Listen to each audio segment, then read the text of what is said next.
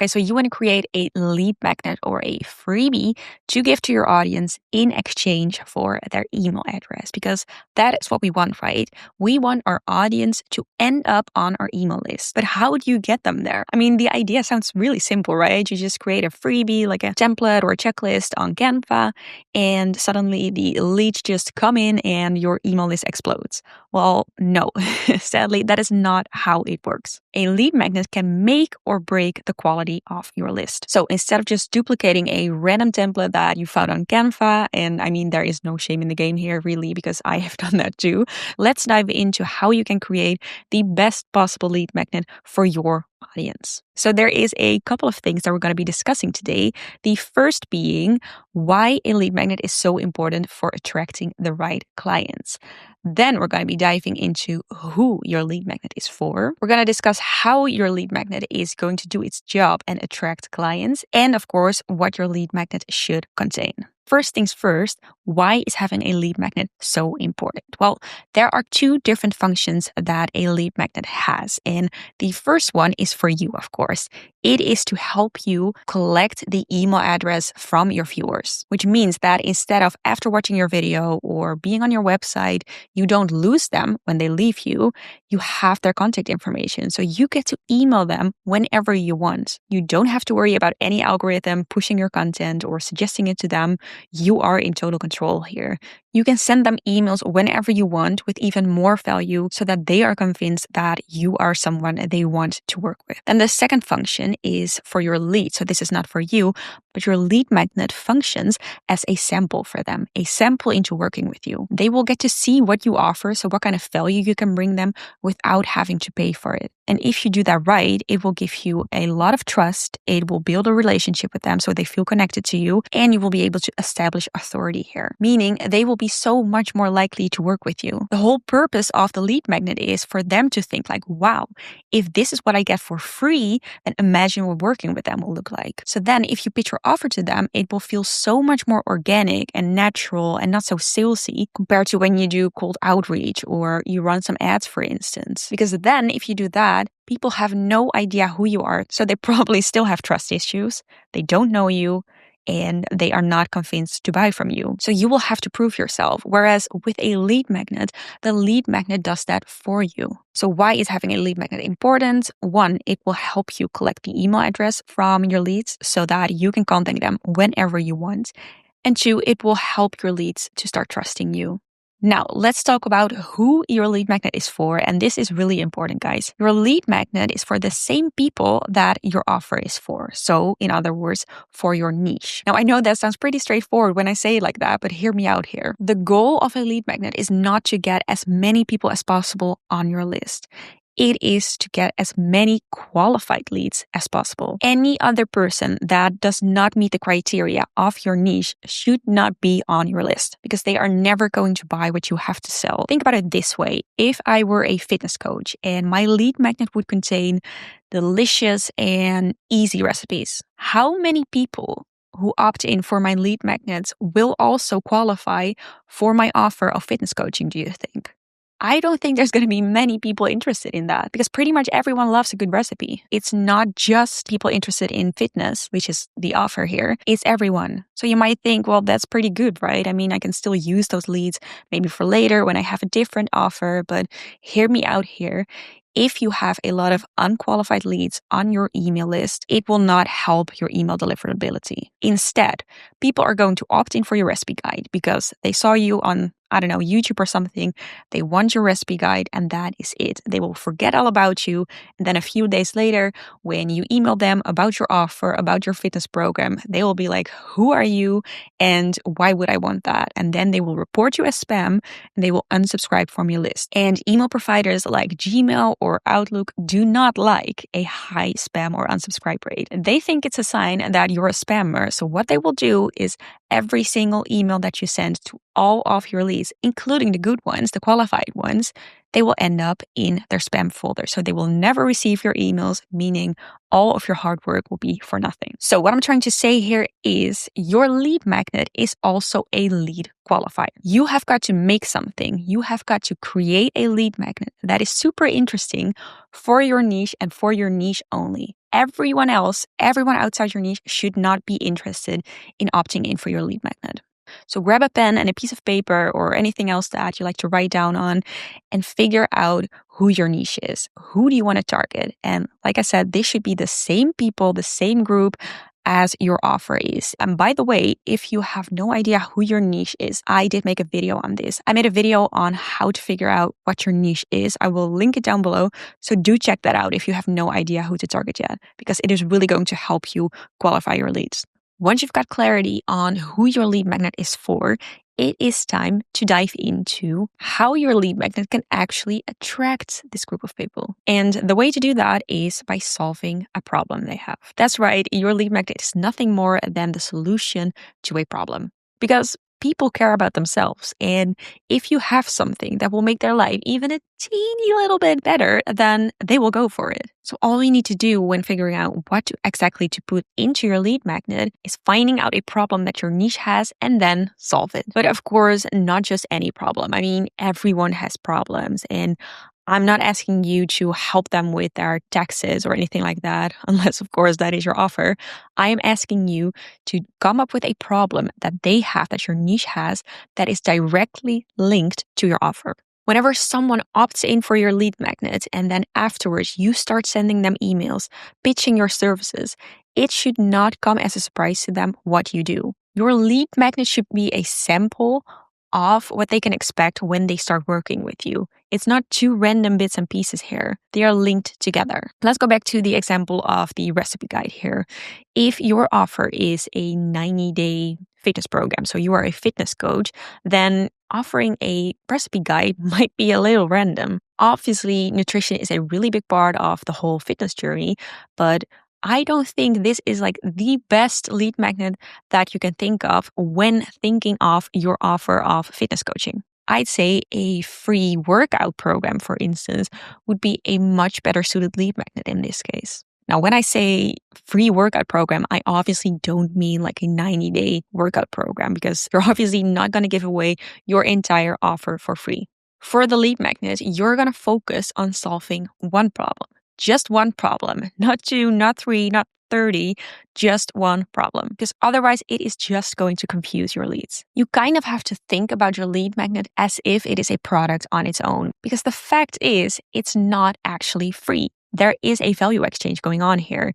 They give up their email address and in return, they will receive your lead magnet. So it's not free. There's a real exchange going on here, which means the value of your lead magnet should be at least equal to the value of their email address. Now, I get that it's kind of hard to put a number on an email address, but for the sake of argument, I would say that in this case, an email address is worth around $20. So whenever someone gives you their email address, they will expect something in return that is worth around $20. And if it's less than that, if your lead magnet is not around $20, then they will feel like you ripped them off. Let's go back to the fitness example here. Let's say that your lead magnet is going to be a workout program. Now, a 7-day workout program, for instance, I would say that that is something that is worth around $20. So whenever I would receive that, I would be happy with that.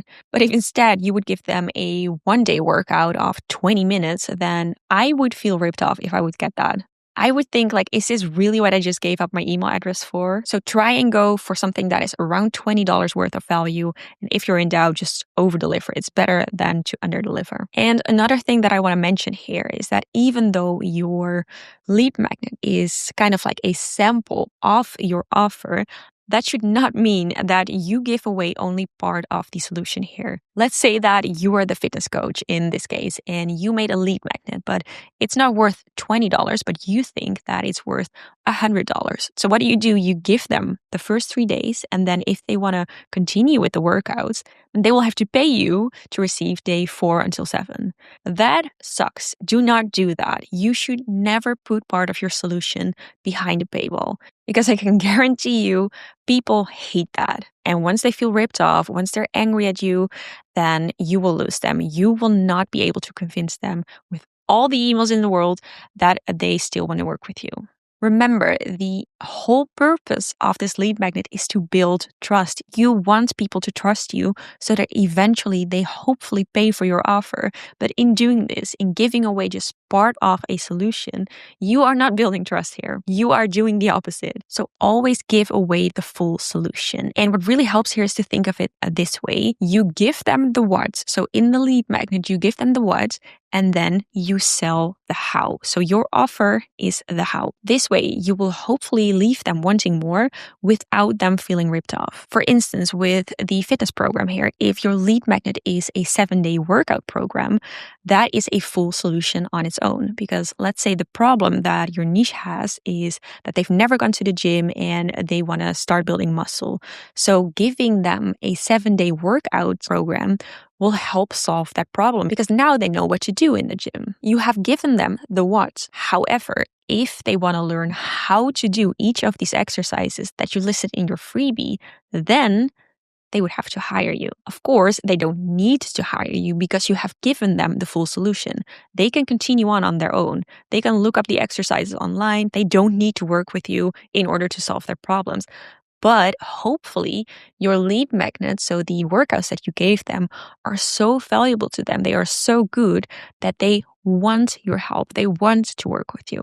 Always give them the full solution, so the full what, so they can figure it out on your own. But if they want help, they can come to you and hopefully they will. Okay, so now that you know who your lead magnet is for and that it should solve a problem your niche has that is directly linked to your offer, let's dive into the good part here, what your lead magnet should be. Well, there is no one size fits all. There are many, many options out there. And the main ones all fall within these 4 categories. The first one is PDFs. Something like a checklist, a journal page, or a step-by-step guide can all be turned into an aesthetic looking PDF. Then next up, we have templates. People love templates. This can be anything from a Notion template, a ChatGPT prompt, or a refillable worksheet. And third, we have video material. This could be anything from like a webinar, a mini course, to a tutorial. And lastly, we have forms. And the main example of a form would be a quiz. So which one should you choose? That fully depends on not just your offer, but also on you as a person.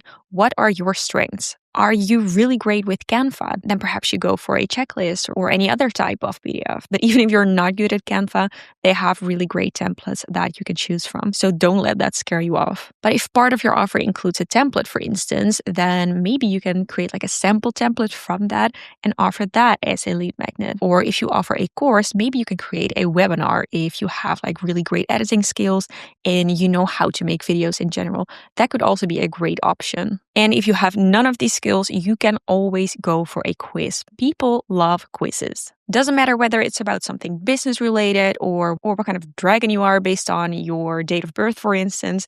People just really love quizzes. Plus, if you do them right, they can also give you a lot of information about your leads, so about your niche. But the downside is that not everyone finishes the quiz. So in general, you would go for a couple of questions in the quiz, and then at the end you would give them the results and they can get like the full results if they sign up with their email address, for instance. But like I said, not everyone is going to go through the whole process and give you their email address after finishing the quiz. So you might miss out on leads here, but I think it is still a really great option. Just really place your strengths here and be creative. There is really no right or wrong. And personally, I love a good PDF. I love lists because you never know what you're going to get. For instance, you have a value list, which will give you tips. For example, 11 tips on how to perform a really good deadlift, if we're still going with the fitness example. Or, and this is my personal favorite, you can go for a pitfall list. And the difference between a value list and a pitfall list is that pitfall lists are more about like the negative stakes and the dangers out there. So think of something like the 5 mistakes to avoid when doing a squat, for instance, or 11 blunders in the gym that will really dot, dot, dot. These are things that people naturally want to seek out, because if this is something that you're advertising, like some form of mistake or something that they can prevent, they will want it because they're just curious. The human brain is wired in such a way that we want to avoid danger at any cost. So if your list helps them avoid danger in any way, they are much more likely to go for it. So how I would go about that is you have like your main problem, and underneath that problem, you have like 5 mistakes, for example. So 5 sub problems.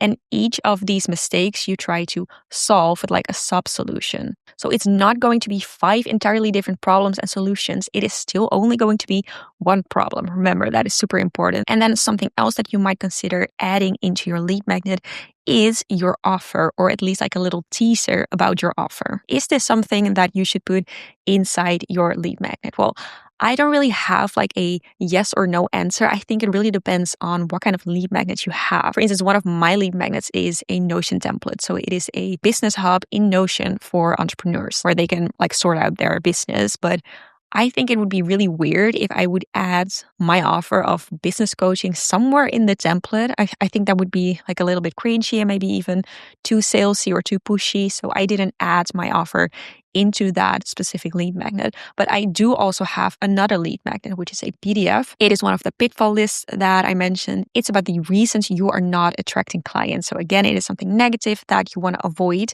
And for that one, since it is a PDF, I did add my offer in at the bottom, like the last page, because here I really went with the give them the what and sell the how. So selling the how, or at least informing them that I have the how for them if they want, that felt pretty natural. But like I said, that's not going to be the case for every single lead magnet. And don't forget, you do not have to push your offer inside the lead magnet, because the next email that they're going to be receiving from you should go into the offer that you have for them. So it's not a necessity, but I mean, if it works, if it doesn't feel awkward, then why not? All right, wow, that was a lot of information. We have come to the end of the video, but before I want to close off, I just want to give you a checklist of what we've gone over in this video so that hopefully by the end, you will know exactly what to put in your lead magnet and what you should be avoiding. So let's go over everything one more time. The first question you should be asking yourself is your lead magnet going to attract leads? Is it interesting? Is it relevant? Is it something that people want? And then is it also going to build trust in me? Is it going to help your audience feel more connected to you and prove that you can help them? Then also, is your lead magnet intriguing for your niche only? Is it not too broad or too specific? And is it going to solve a problem my niche has? So remember, you cover one single problem, and it should be something that is directly linked to your offer. And then also check if the value of your lead magnet is around $20 or more to prevent your audience from feeling ripped off.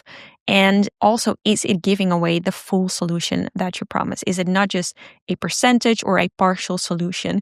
You want to give them the full solution. But you also want to make sure that it is leaving them wanting more, because you are giving them the what, but you are selling the how. So they want more. And then last but not least, is your lead magnet convertible into a URL to help with the email deliverability? Now, if your lead magnet checks off every single item on this list, it will be perfect for your niche. And it will definitely help convert your viewers into actual paying clients. But if you would like some more context, I have put one of my own lead magnets in the description box down below. So you can opt in for that. Full transparency, you will, of course, end up on my email list. But if you opt in, you can check out my lead magnet and hopefully it will inspire you and you can just use it as an example. All right, that is it for this video. If you found it helpful, then please give it a thumbs up. And also, I would love to hear from you in the comment section below. See you in the next one.